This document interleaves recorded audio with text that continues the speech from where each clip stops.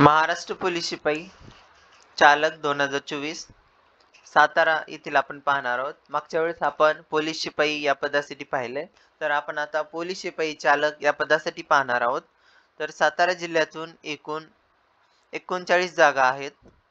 त्यामध्ये आपण बघूया की कोणत्या प्रवर्गाला किती जागा आहेत। तर पोलीस शिपाई चालक या पदासाठी अनुसूचित जातीसाठी एकूण 5 जागा आहेत। त्यामध्ये सर्वसाधारणसाठी 2, महिलांसाठी 2 आणि माजी सैनिक यासाठी 1 अशा एकूण अनुसूचित जातीसाठी 5 जागा आहेत। त्यानंतर अनुसूचित जमातीसाठी एकूण 3 जागा आहेत। त्यामध्ये सर्वसाधारणसाठी 2, महिलांसाठी 1 अशा एकूण 3 जागा अनुसूचित जमातीसाठी आहेत। तर पुढे आपण बघूया विजा अ साठी एकच जागा आहे, ते पण सर्वसाधारणसाठी। त्यानंतर बघूया आपण भज ब साठी 1 जागा आहे, ते पण सर्वसाधारणसाठीच आहे।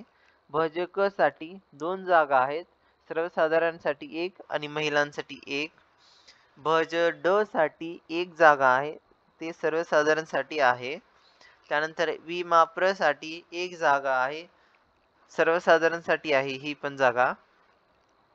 त्यानंतर आपण बघूया इ मा व साठी एकूण 8 जागा आहेत।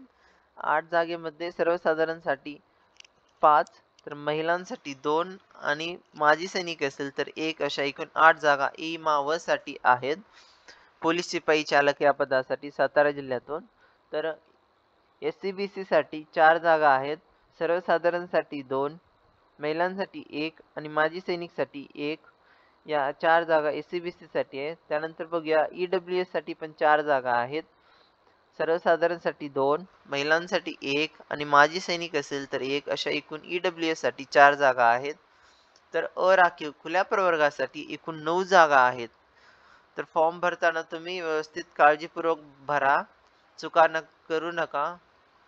त्यामध्ये आपण बघूया अराखीव या पदासाठी एकूण 9 जागा आहेत। त्यामध्ये सर्वसाधारणसाठी 5, महिला असेल तर 3 आणि माजी सैनिक 1 अशा एकूण अराखीव खुल्या प्रवर्गासाठी 9 जागा आहेत।